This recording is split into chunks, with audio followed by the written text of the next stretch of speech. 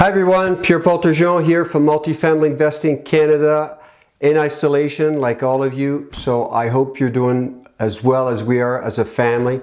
As for my wife and I, we're happy because we have our 3 kids are now back. We had 2 out of town in university, so they're back. So it's quite an adaptation for all of us to be in isolation, not being able to go out. Except, as you may know, my wife has to go out. As a matter of fact, she just left for the hospital. She's on call. So that'll be interesting to see how it evolves when the stuff hits the fan, when it gets worse, which unfortunately it's going to be. So as a so-called multifamily expert, you know, I take it upon me to help you out, especially the multifamily owners out there, to deal with this crisis. So I've got some great additional information. From last week, I sent out what my accountants had prepared, which is a list of programs that the federal government is offering and links where you can find these programs. So they sent me an update plus additional programs or more details for some of these programs.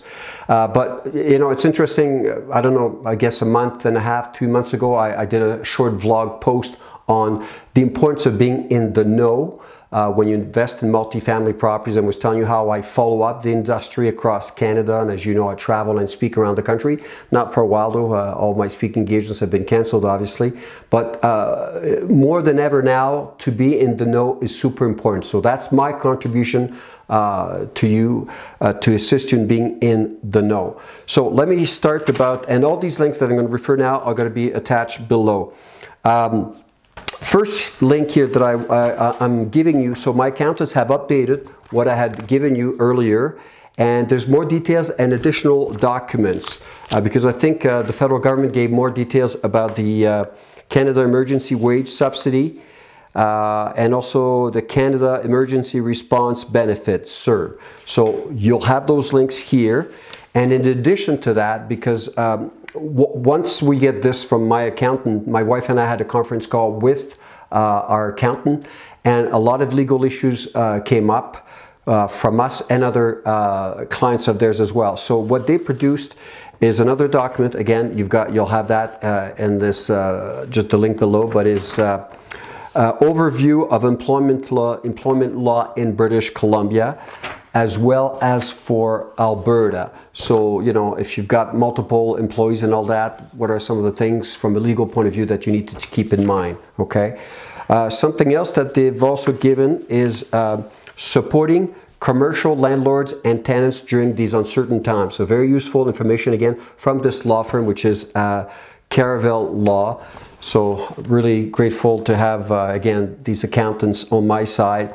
And of course, the link, the updated link, which is Canada's COVID-19 Economic Response Plan, with all the links for these federal programs. So that's what you have down here. In addition to that, I am sharing the latest guidelines on how to apply for CMHC's mortgage payment deferral program. And I want to expand on that today a little bit. So first of all, that's because this is evolving, by the way, guys, and this is going to be a moving target. And in a moment, I'm going to give you an example of that. Just that microphone is poking at me here. Going to give you an example of that. But these are the guidelines. So for, again, CMHC's mortgage payment deferral, and every situation is going to be assessed just like in my old underwriting days on a case-by-case basis, all right? And the deferrals are not forgiveness of these payments. You will owe that money and interest will accrue. So that's a standard thing, okay? But it is reserved for people who are truly experiencing a financial constraint. And you'll have to demonstrate that. I'll come to that in a moment.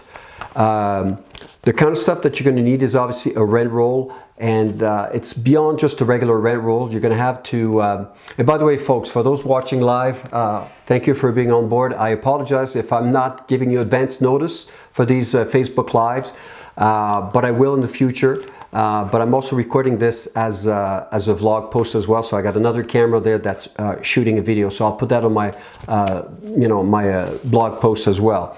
So my vlog.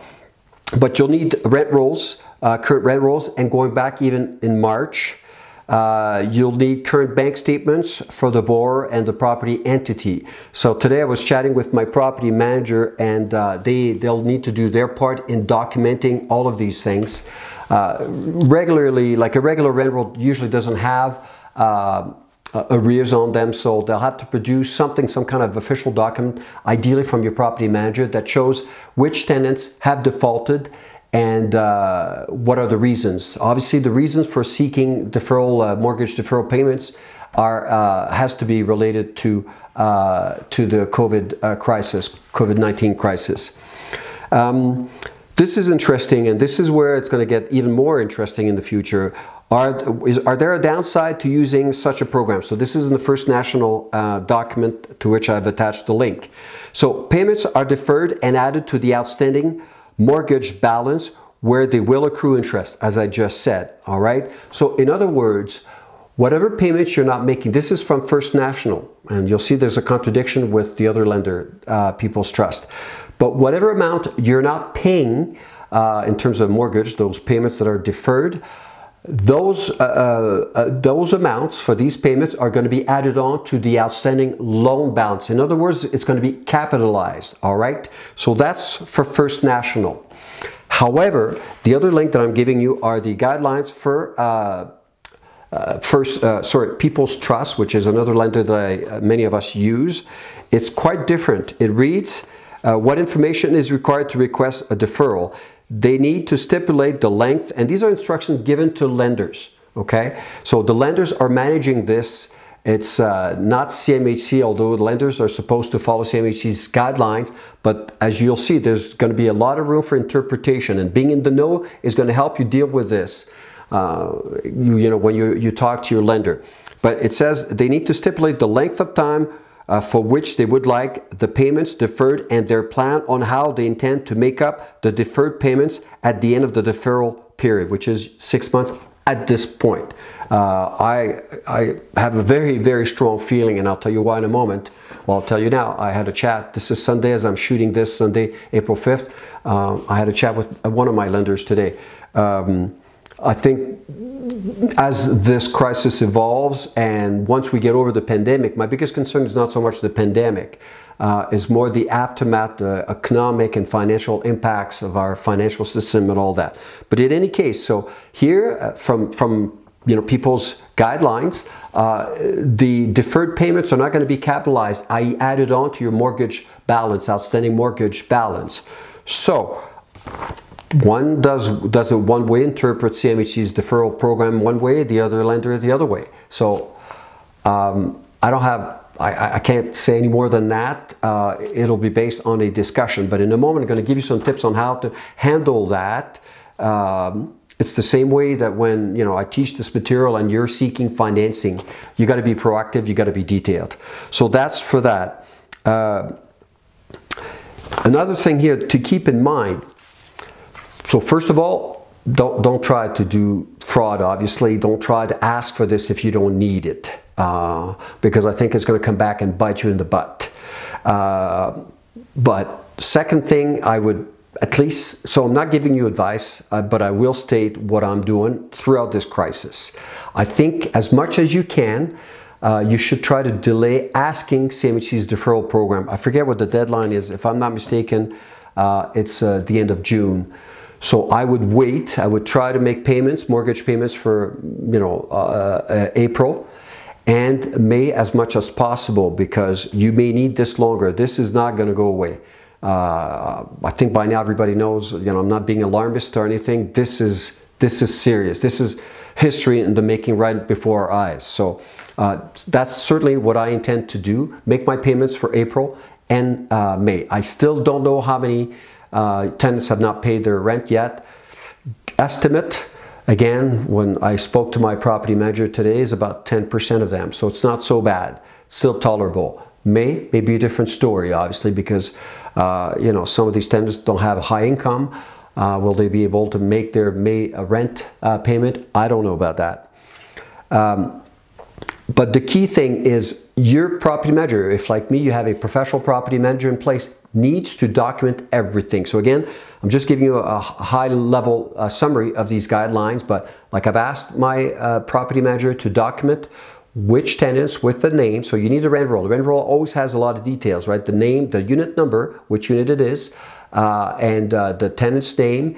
And they'll need to create something special because regular rent rolls don't have all that information, but which haven't paid their rent for April and possibly May and beyond that, and the reason, you know, some kind of documentation. So hopefully by now, that's certainly what my property manager has done. If you haven't done that, now it's still not too late, but to have a good communication channel with your tenants. Super critical to have a good communication channel with your tenants to find out why they're not paying their rent and establish that there's duress on their part, and hence consequently on yourself as well. So I couldn't stress that. And again, when I teach this stuff, I insist with my students, document everything. Everything has to be current. I'll come back to that in a moment.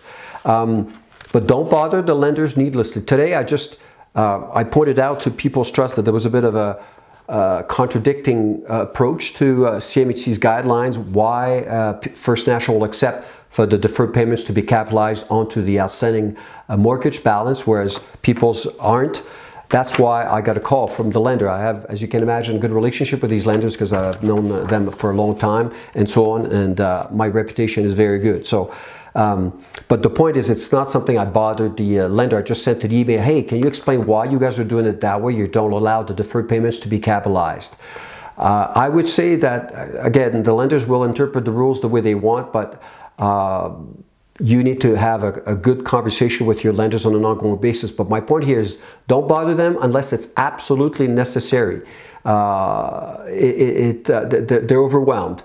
Simply, that's what it is. So again, once you approach them, you'll be very prepared. You need to be very prepared, and I'll give you some advice on that particular subject. Just like when you seek financing, what I always tell my students, try to preempt any issues that you're facing. All right, try to, you know, give solutions to the lender. Okay, so that's a key advice that always works really well. You need to build a case for why you're applying for the deferral program, just like you need to build the case why you're seeking financing from your lender and why it's a good deal. So you need to justify everything, cross your T's, dot your I's. It's super important. That'll make a world of difference. Okay, what else can I tell you? I know for myself, I expect to be extremely busy. I've got several buildings that I need to do this for. I kind of cleaned up my office. I'm paperless now, but I had a bit of paper lying around, so I cleaned it all up and I called it my war room. Because this work that the lenders are asking us to do in order to get to benefit from the deferral payment program is onerous. So the easier you make the lender's job, the faster you can get the relief, you know, the defer payment. Okay, so super important. In essence, they're kind of re-underwriting the risks, and as we all know, the risks are all over the place now. So you need to be very diligent in doing that work. One of the things they're also asking are the personal net worth statements for all the personal guarantors, okay, on the files. If, like me, you have multiple shareholders, again, this is highly onerous. So you got to get on with that. Like I'm starting right now this week, now that I have more details on these things, asking my shareholders to prepare their personal net worth statements, which is quite a task in and of itself. Okay, you know, with in mind of asking some relief for the deferral program in June, very likely. Again, don't know how many will pay their May rent, but I expect that I should be able to last until then, so that I can benefit from that 6 months deferral payment program longer if I ask for it later. That's the idea behind there. So that's something that you're going to need to do. Provide current income and expense statements, obviously. Everything should be as current as possible. Financial statements that you have, annual financial statements. Property taxes, by the way, have to be current. So what you would do in that particular case, and for me, this is the time of year where I've done that, so I'm very current. I mean, I am always current because I'm always active, but you know, you can go online now with your municipality and get a property tax search that shows that your property taxes are current. If they're not current, that's going to present a challenge for you, for sure. If, like myself, you have other mortgages, they want to know the status of all your mortgages, okay? And I've got a little gift for you. Like I said, I'm going to do my best and even give you content. I'll come back to that in a moment, but there will be an after this crisis. There'll be us, who we were before the pandemic, and there'll be us after. This is a time of great change for all of us. None of us can get out of this unscathed. So, but what I'm going to do is, over the next couple of days, I'm going to show you how to prepare your personal net worth statement in a professional manner, okay? That's actually a lesson in my online course, the Canadian Multifamily Investing Blueprint. So I'm going to take that lesson out of my online course and give it to you for free so that you have an idea how to prepare that, where you have multiple properties, how you would present that in a spreadsheet. So it's not rocket science, but it's important. And again, you're going to provide numbers for each of your properties and probably financial statements and all of that. If you don't have an appraisal, if you have one, a current one, then provide it. If not, provide your city's tax assessments, okay? But I'm going to give you that. So again, the deadline to get the referral program is going to be at the end of June, I think June 30th. Let's see if I can find it here briefly. So this is truly live. Just going to grab stuff from last week. This thing is poking me. Okay, this microphone. What was the deadline? CMHC, CMHC, CMHC.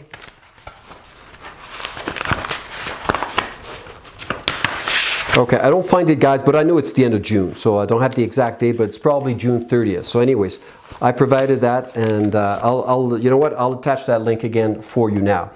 Okay, what else? I think that's kind of it today. I'm going to try to do these as I get more information, like these more regular, like broadcasts, if you want to call them that.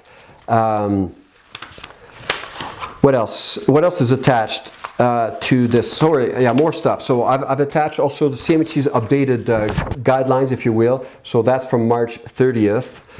I've attached an article from REMI, which is the Real Estate Management Industry News, so REMInetwork.com, great publication, about how they interpret CMHC's mortgage payment deferral programs. One thing to keep in mind, I think I shared with you, I've asked my credit card to get also payment deferred. Not that I had much money, but I want to have that ability to get more credit if I need to. But I've attached a link to an article that says you probably should make your minimum payments on your credit card. Even though, like myself, you've asked for payment deferral because the credit bureau companies like TransUnion and so on will not have amended their computerized programs, and you may get a hit on your credit score, which you want to avoid. You want to continue to maintain a great credit. So that's something that I would recommend you do. That's certainly what I have done. So that's for that. This is going to be a ride. This is going to be a ride. This is history in the making, but again, it all depends on your perspective, how you look at this. We're all going to make it through. Well, hopefully, in terms of our health, in any case, hopefully most of us are following the rules and all of that. But there will be better times. So for me, what I'm trying to do is focus on the after this crisis. And I'm setting good intentions to be a leader. This is my humble attempt to do this for you, for people, my subscribers.